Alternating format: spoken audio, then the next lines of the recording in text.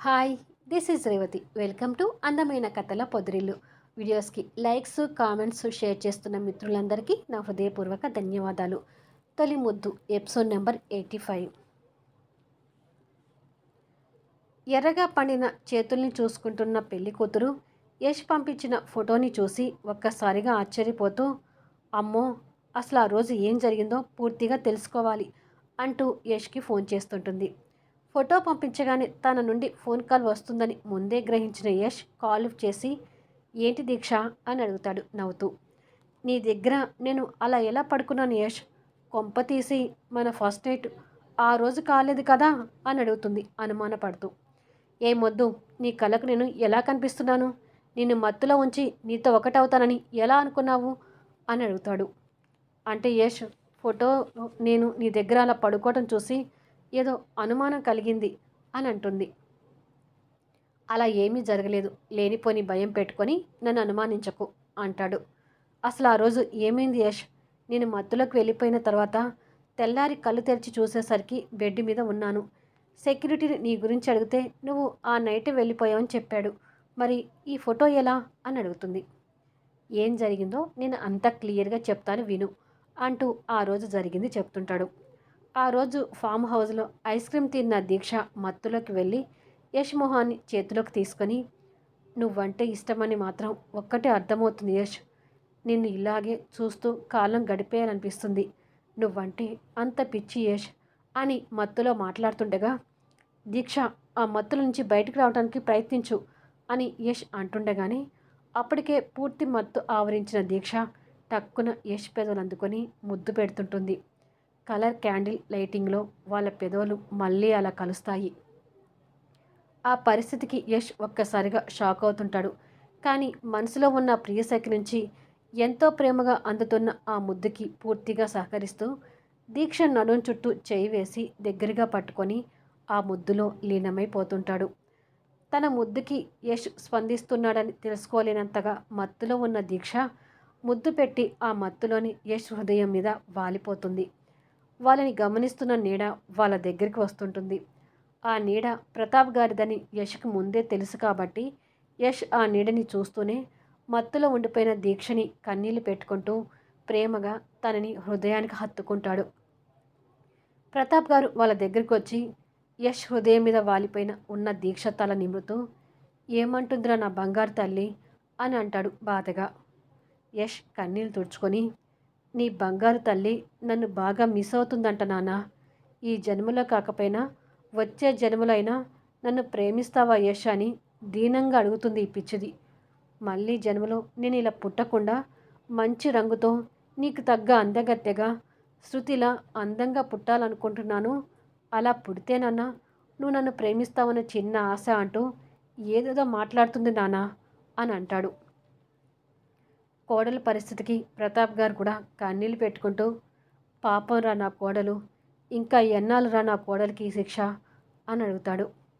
మత్తులో అమాయకంగా కనిపిస్తున్న దీక్ష మొహాన్ని యష్ జాలిగా చూస్తూ, అనుక్షణం నా కోసం పరితపిస్తున్న తనని దూరంగా ఉంచాలంటే నేను కూడా తట్టుకోలేకపోతున్నాను నాన్న. నన్ను ఇంతగా ప్రేమిస్తున్న ఈ రాక్షసి నాకు విడాకులు ఇచ్చిందంటే తట్టుకోలేకపోతున్నాను. మళ్ళీ మా పెళ్లి రోజుకి నేను తిరిగి దీక్షని నా దానిని చేసుకోవాలి నాన్న అంటాడు కన్నీళ్ళు పెట్టుకుంటూ. ఆ భగవంతుడి దయ మీ మీద ఉంటే ఖచ్చితంగా అలాగే జరుగుతుందిలే యష్ అని అంటాడు ప్రతాప్ గారు. దీక్షని హృదయం మీదకి తీసుకొని గట్టిగా పట్టుకొని, దీక్షకి ఇలా మత్తుమందు కలిపిన ఐస్ క్రీమ్ ఇచ్చారు ఎందుకు నాన్న అని అడుగుతాడు. నువ్వే కదరా మా పెళ్లి రోజున దీక్షతో కలిసి ఉండాలని ఉంది అన్నావు, అందుకే కదా నువ్వు ఈ ఏర్పాట్లు చేసుకుంది అని అంటాడు. అవును నాన్న, కానీ ఇలా మాటలతోనే తనతో ఉండిపోవాలనుకున్నాను, కానీ తనని మత్తులో ఉంచాలని అనుకోలేదు అని అంటాడు. కానీ నేను అనుకున్నానురా, తను మామూలుగా ఉంటే నువ్వు తన మీద ప్రేమను చూపించలేక, ఎదురుగా ఉన్న తనని దగ్గరికి తీసుకోలేక నలిగిపోతుంటావు. ఈ క్షణాలు నువ్వు సంతోషంగా ఉండాలనే నీ ప్రేమని తనకు చూపిస్తూ ఉండిపోవాలని దీక్ష తినే ఐస్ క్రీంలో మత్తుమందు కలిపాను. తన మీద నీ మనసులో కొండంత ప్రేమని పెంచుకొని పైకి తన్ని ద్వేషిస్తూ నటిస్తున్నావంటే నీ బాధ కూడా వర్ణనాతీతం యష్. అందుకే ఈ నైట్ దీక్షతో కలిసి ఉండి కాస్తైనా ఆ బాధ నుండి విముక్తి పడు నాన్న అని అంటాడు ప్రతాప్ గారు కొడుకు పడుతున్న బాధని అర్థం చేసుకుంటూ. నిజమే నాన్న, దీక్షతో ఉండే ఈ ప్రతి క్షణం నాకు ఒక స్వర్గంలా ఉండిపోవాలి. కానీ నాన్న, ఈ సంతోషం దీక్ష పాలు పంచుకోలేదు కదా అని అంటాడు. ఈరోజు జ్ఞాపకాల్ని మధుర జ్ఞాపకంగా నీ మనసులో పెట్టుకో యష్. సందర్భం వచ్చినప్పుడు ఈ విషయాలని దీక్షతో చెప్తే తర్వాత తను కూడా ఆనందపడుతుంది అని అంటాడు. సరే నాన్న అంటాడు యష్. మత్తులో ఉన్న తనని ఎక్కువసేపు నిలబెట్టడం మంచిది కాదు. తనని తీసుకొని రూమ్లోకి వెళ్ళు అని అంటాడు ప్రతాప్ గారు. సరే నాన్న, నేను దీక్షతో ఉన్నానని అమ్మకి లల్లి వాళ్ళకు కూడా చెప్పండి. వాళ్ళు కూడా సంతోషపడతారు అని చెప్తాడు. అలాగే చెప్తానులే, తనని ఎత్తుకొని ఇక వెళ్ళు అని అంటాడు ప్రతాప్ గారు. సరే అని చెప్పి దీక్షని ఎత్తుకొని వెళ్తుంటాడు. ఒరే యష్ అని మళ్ళీ ప్రతాప్ గారు ఏదో అనుమానంతో పిలుస్తాడు. యష్ దీక్షని అలాగే ఎత్తుకొని వెనక్కి తిరిగి ఏంటి నాన్న అని అడుగుతాడు. దీక్షతో ఉన్నామన్నాను కదా అని చెప్పేసి తనతో లిమిట్స్ దాటకు. మా అందరి ఆశీర్వాదంతో నీ ఇద్దరు దగ్గర అవ్వాలని నా కోరిక అని అంటాడు. యష్ కాస్త నవ్వి 2 చేతులు ఉండిపోయిన తను చూస్తూ, మా కలయిక మీ ఆశీర్వాదంతోనే కాదు, మా ఇద్దరి ప్రేమానురాగాల సాక్షిగా కూడా జరగాలి నాన్న. జస్ట్ ఇప్పుడు నా దేవతని చూస్తూ ఉండిపోతాను అంతే అని అంటాడు. నీ గురించి నాకు తెలుసు యష్, కానీ ఎందుకైనా మంచిదని ఒక మాట చెప్తున్నాను అని నవ్వుతూ వెళ్ళిపోతారు ప్రతాప్ గారు.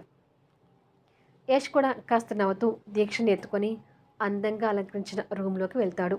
తనని నిదానంగా బెడ్ మీద పడుకోబెట్టి తన పక్కన కూర్చొని కాస్త చెదిరిపోయిన తన శారీని సరిచేసి, ఈ శారీ నెక్లెస్లో చాలా బాగున్నావు బంగారం అని తన కన్నీళ్ళు పెట్టుకోవడం వల్ల తడిగా ఉండిపోయిన తన బుగ్గలు తుడిచి మత్తులో నిద్రేస్తున్న తన కళ్ళు తడుముతూ, నా కోసం నీ కళ్ళు ఎన్నో కన్నీళ్లను కారుస్తున్నాయి అని బాధగా అనుకుంటూ సుతారంగా తన 2 కళ్ళ మీద ముద్దు పెట్టి తర్వాత తన పక్కన పడుకొని తనని అమాంతం గుండెల మీదకి చేర్చుకొని తన తల నిమురుతూ, వచ్చే జన్మకు కాదు దీక్ష, ఈ జన్మలోనే నిన్ను నా ప్రాణంగా ప్రేమిస్తున్నానురా. నేను నీ రూపానికన్నా నీ మనసుకి దాసోహం అయిపోయాను. ఆ దుర్మార్గురాలి అందంతో నువ్వు పోల్చుకోవడం ఏమిట్రా? స్వచ్ఛమైన మనసున్న నువ్వు దాంతో పోల్చుకున్నా పాపమే. అది నీ కాలి గోటికి కూడా సరిపోదు. నువ్వు నాకు ఎప్పటికీ అందగత్వే దీక్ష.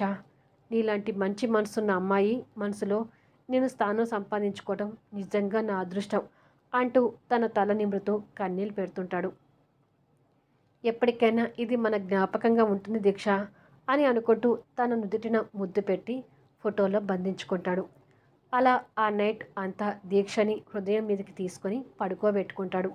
దీక్ష మత్తులో నిద్రపోతుంది కానీ యష్ మాత్రం కన్ను రెప్ప కూడా వేయకుండా తనని హత్తుకొని చూస్తూ ఉండిపోతాడు. అలా యష్ దీక్షని చూస్తూ ఉండగానే తెల్లవారుతుంది. తను మత్తుల నుంచి బయటపడే సమయం కూడా ఆసన్నమైందని అర్థమయ్యి ఛాతి మీద ఆదమర్చి నిద్రపోతున్న తన్ని పక్కన పిల్లో మీద నిదానంగా పడుకోబెట్టి తన నుదుటిన ముద్దు పెట్టుకొని తల నిమురుతూ, నాకు ముద్దు పెట్టించి తలుచుకొని భయపడతావేమో దీక్ష, కానీ నువ్వు పెట్టిన ఆ ముద్దుని నేను మనసారా ఆస్వాదించాను. ఇలాంటి క్షణాలు మనకు ఎన్నో రావాలని కూడా కోరుకుంటున్నాను. ఇన్నాళ్ళు ఆగావు కదరా, ఇంకొక సంవత్సరం ఆగు బంగారం. ఈ లోపుగా ఎలాగైనా నేను అనుకున్న ఘట్టాన్ని మొదలు పెడతాను. అంతేకాదు, నువ్వు కోరుకున్నట్టుగా బెస్ట్ యాక్టర్ అవార్డు గెలుచుకోవాలని కూడా తాపత్రయపడుతున్నాను. ఇవి జరిగిపోతే ఇక నేను నా ప్రేమ గురించి నీకు వ్యక్తపరిచి నిన్ను నా గుండెల్లో పెట్టుకుంటాను దీక్ష అంటూ బాధగా చెప్పుకొని దీక్షలో బాగా ఇష్టమైన దీక్ష అదరాలను సుతారంగా చుంబించి ఐ లవ్ యూ బంగారం అని చెప్పుకొని బెడ్ మీద నుంచి లేచి తన చెవి జుంకాని అక్కడ పెట్టి, మళ్ళీ మనకు ఇలాంటి క్షణాలు రావాలంటే ఇంకొక సంవత్సరం ఆగాల్సిందే. మళ్ళీ వచ్చే మన పెళ్లి రోజుకి నిన్ను మళ్ళీ నా దాన్ని చేసుకుంటాను. మన ఇద్దరి కలయిక కోసం అనుక్షణం ఎదురు చూస్తూ ఉంటాను అని ప్రేమగా తన నుదుటిన మరొకసారి ముద్దు పెట్టుకొని అక్కడి నుండి విడవలేక కష్టంగా దీక్షని వదిలిపెట్టి వెళ్ళిపోతాడు. గేటు దగ్గర ఉన్న సెక్యూరిటీ దగ్గరికి వచ్చి, దీక్ష నా గురించి అడిగితే నేను రాత్రే వెళ్ళిపోయానని చెప్పు అని అంటాడు. అలాగే సార్, తప్పకుండా చెప్తాను అని అంటాడు సెక్యూరిటీ. తను వెళ్ళిన తర్వాత నాకు ఒక్కసారి ఫోన్ చేయి అని చెప్పి వెళ్ళిపోతాడు యష్. యష్ ఫోన్లో అదంతా చెప్తుంటే దీక్ష కన్నీళ్ళు పెట్టుకుంటూ, ఆ రోజు నీ ప్రేమని నాకు అలా పంచి ఉంటావని నా ఊహకు కూడా అనుకోలేదు యష్. నిజంగానే నా మీద ఇంత ప్రేమను పెట్టుకొని ఆ ప్రేమను ప్రదర్శించలేక శృతి ముందు నటించలేక ఎంత బాధపడి ఉంటావో ఈ క్షణం నాకు మళ్ళీ అర్థమైంది. నువ్వు నాతో గడిపిన ఆ క్షణాలు నీ మాటల ద్వారా నాకు కూడా మధుర జ్ఞాపకాలుగా ఉండిపోతాయి యష్ అని అంటుంది. యష్ నవ్వుతూ, ఆ జ్ఞాపకాల్ని నేను కూడా మర్చిపోలేను. సరే, ఇప్పటికే చాలా టైం అయింది. రేపు ఉదయమే లేవాలి కదా. రేపు జరగబోతున్న మన పెళ్లి గురించి మధురమైన కలలు కంటూ హాయిగా నిద్రపో దీక్ష అని చెప్తాడు. సరే యష్, ఉంటాను అని అంటుంది.